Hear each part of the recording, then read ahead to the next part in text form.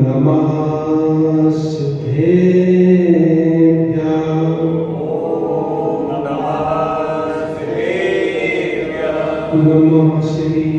वर्धमानाय निर्धूतकलिनात्मने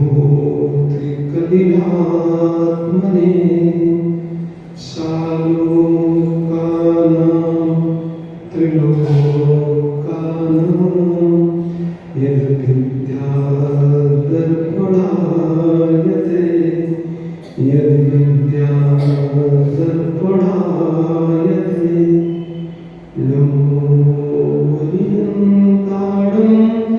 नमो सिद्धाणं नमो आयनीयाणं नमो वत्सायाणं नमो सत्साहुतं। बोली पंचमिष्टि भगवान की जय, देवादेव श्री आदिनाथ भगवान की जय, मूलाई एकादश श्री शुद्धनाथ भगवान की जय, वर्तमान शासन श्री वर्धमान स्वामी की जय, आचार्य श्री समन्वय स्वामी महाराज की जय, परम पूज्य गुरुवर आचार्य श्री सुशांति महाराज की जय, कुसुम शांति महाराज की जय, साधु शांति महाराज की जय, वर्षम जिनवाणी माता की जय, बोलो मोक्षागत मुनि श्री सागर महाराज की जय, बोलो मुनि संघ की जय, जयकारा गुरुदेव का जय।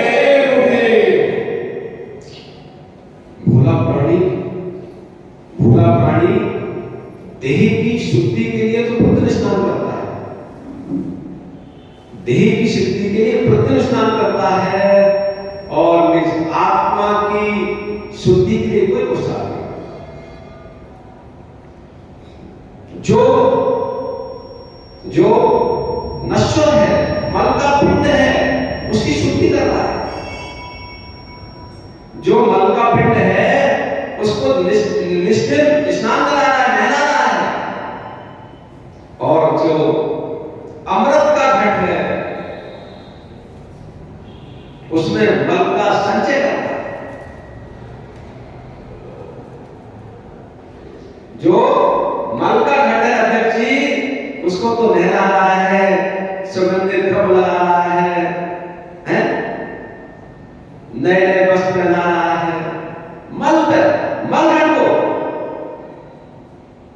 एक पाप को मल भरा हुआ है, मल भरा हुआ है, वो मल का पाप शुद्ध कब होगा? अनेक छिद्रों से मल बहना है, मल कब साफ होगा? जिसमें मल भरा हुआ है उसकी शुद्धि करता है। जिस आत्मघट में अमृत भरा है, ज्ञान नीर भरा है, केवल ज्ञान का उद्योतन है, उसको उसमें क्या कर रहा है? कषायों का मल भर रहा है, कषायों का मल भर रहा है, विकारों का मल भर रहा है, इंद्रियों के विषयों का पोषण का मल भर रहा है, आत्मा का क्या कर रहा है? शोषण कर रहा है। पोषण किसका चल रहा है? किसका पोषण चल रहा है? सुबह से शाम तक 24 घंटे किसका पोषण करते हैं? विपुल भैया, किसका पोषण करते हैं? माता 24 घंटे हम सुबह से शाम तक किसका पोषण करते हैं? तन का या आत्मदेह का? देह का या देही का? किसका करते हैं? किसका करते हैं भैया? जो मल का पात्र है उसकी शुद्धि कर रहे। कब होगी शुद्धि? देह शुद्धि कब होगी? कितनी भी शुद्धि कर लो, कितनी भी शुद्धि कर लो, ये छूट के चली जाएगी। कितनी भी शुद्धि कर लो, ये छूट के चली जाएगी, कभी शुद्ध नहीं होगी। और इस आत्मिक भवन में कितना भी कषाय को मल भर लो, फिर भी ये छूट के नहीं जाएगा।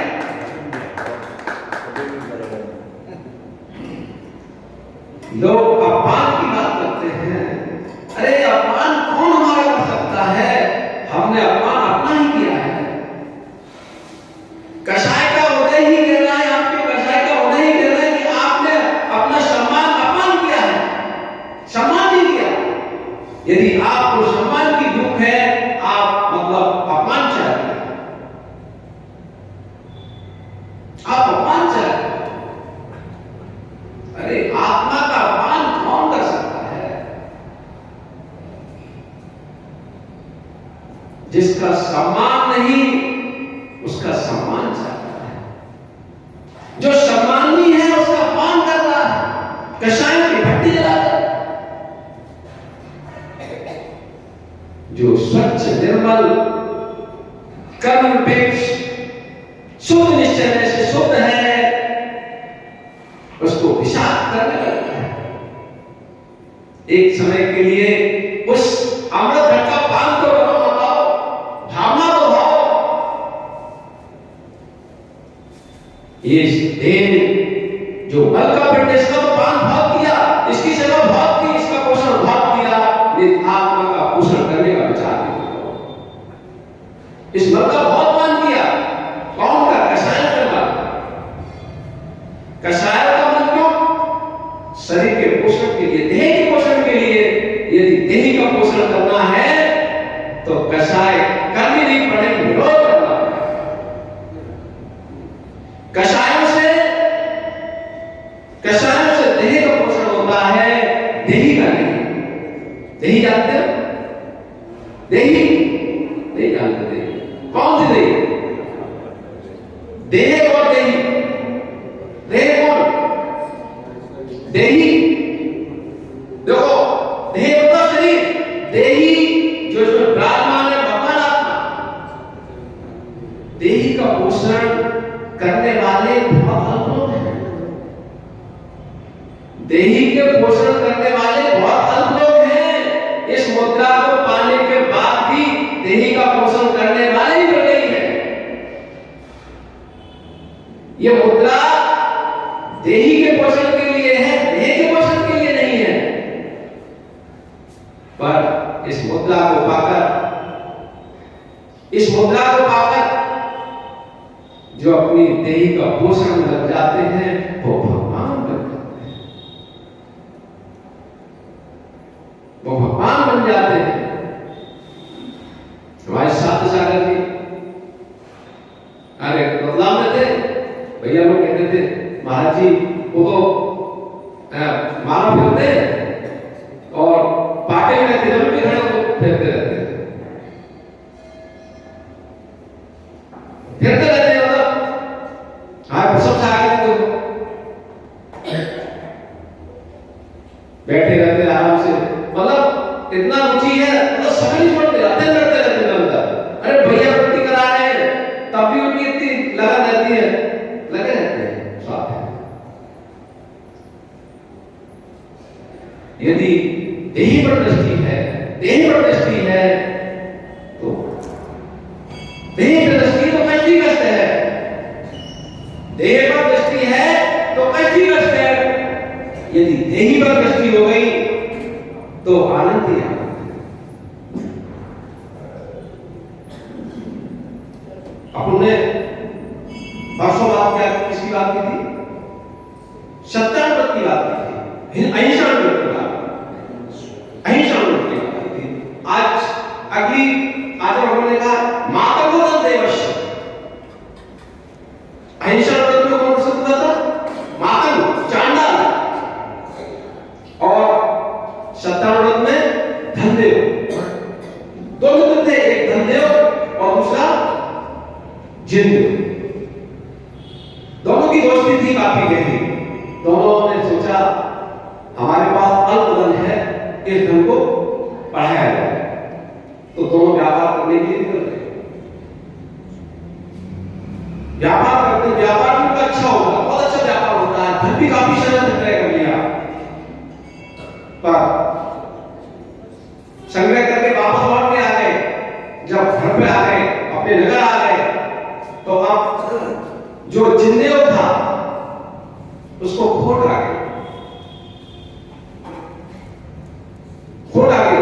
वो कहता भैया व्यापार हमने साथ जरूर किया है, पर आपको अल्प मिलेगा। हमने तो ऐसा कहा था, ये नहीं कहा था कि आना देंगे, हमने तो ये कहा था जो उचित होगा दे देंगे। पर जो धनदेव था वो कहता नहीं भैया हमने तो आधा आधे की बात हुई थी, हमने तो व्यापार हुआ था, अपना तय हुआ था कि आधा जो भी हम कमाएंगे आधा आप रखेंगे आधा हम रखेंगे। वो कहता नहीं ऐसा नहीं है, हमने प्रूफ हमारे पास क्या है, हमने ऐसा कहा ही नहीं था, हमने तो ये कहा था हमें जो आपको जो है कुछ देंगे। बात बढ़ गई, बात बढ़ गई। देखो मायाचारी प्रपंच छलते आप जब तक पुण्य है, मायाचारी छल प्रपंच करके आप लोगों को गुमराह कर सकते हो, गुमराह कर सकते हो, पर सत्य को ठुकरा नहीं सकते। सत्य को प्रकट हो ही आएगा। जैसे सो गए मतलब देही के चिंतन में चले गए, देही के पोषण में चले गए। कब हो गया देह का पोषण अनादि से किया है, देह का पोषण एक बार भी नहीं किया। ये सौभाग्य है, सौभाग्य है हमारा कि ऐसे कुल में जन्म लिया। सभी का सौभाग्य है ऐसे कुल में जन्म लिया और जिन देव का सानिध्य मिला है, गुरु का सानिध्य मिला है, वस्तु को सुनने का समर्थ मिले, योग्यता मिली, भावना मिली। अब जब आपकी बात पड़ती है तो जो धनदेव था वो कह रहा भैया हमने नहीं हुआ था, कहां तो दोस्ती थी गहरी, पर धन जो है धन दोस्ती को अभिक्त करा देता है। ओ जिंदेव कहता नहीं भाई कितना लेना तो ले लो, तो आधा नहीं दे सकेगा। बात बढ़ते बढ़ते घर परिवार में चली, घर परिवार के लोगों ने चर्चा की, उन्हें नहीं भाई हमें तो तय नहीं हुआ था, आधा तय हुआ ही नहीं था, हमारा तो जो है मतलब थोड़ा आपको हिस्सा देंगे ये तय हुआ। धनदेव कहता नहीं भाई आधे आधे की बात। पंचों के बाद बात पूछती है, घर वाले नहीं निपटा पाए बात, अब पंचों के बाद होती है वो भी निपटा पाए। अब बात राजा के पास पूछती है, वो अपनी दवाई पेश करते हैं, वो अपनी दवाई। धनदेव को कहता है राजन हमारी तो ये बात हुई थी और आप जैसा उसे सुन लो वैसा करना, अब तो आप जो है जो भी निर्णय करें स्वीकार है।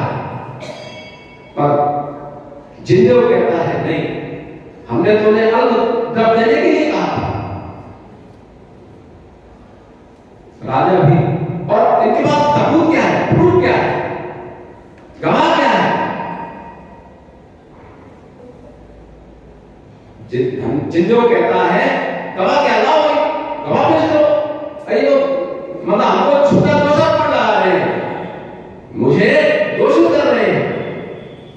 संसार की ऐसी कहानियां हैं, जो व्यक्ति छल प्रपंच अधिक करेगा, मायाचारी अधिक करेगा, झूठ अधिक बोला को अधिक सफाई देगा,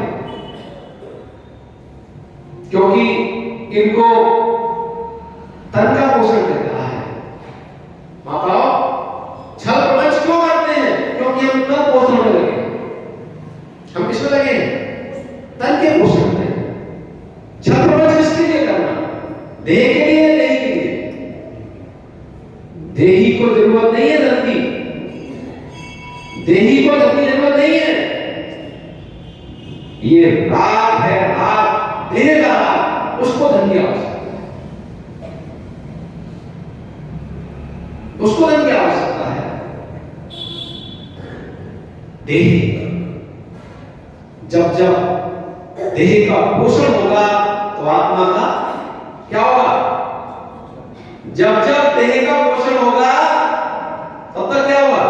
आत्मा का पोषण होगा, आत्मा का शोषण होगा। जब जब कषाय होगी आत्मा का शोषण होगा। जब जब समत्व भाव का जागरण होगा आत्मा का शोषण होगा। कषायों का क्या होगा? कषायों का शोषण होगा, आत्मा का पोषण होगा, कषायों का शोषण होगा, तो आत्मा खिल जाएगी, आनंद आएगा, आनंद महल भैया आनंद आएगा। ये मानव स्वभाव, मनुष्य भाव देह के पोषण के लिए नहीं है। ये मनुष्य भाव देह के पोषण के लिए नहीं है, ये मनुष्य भाव आत्मा के पोषण के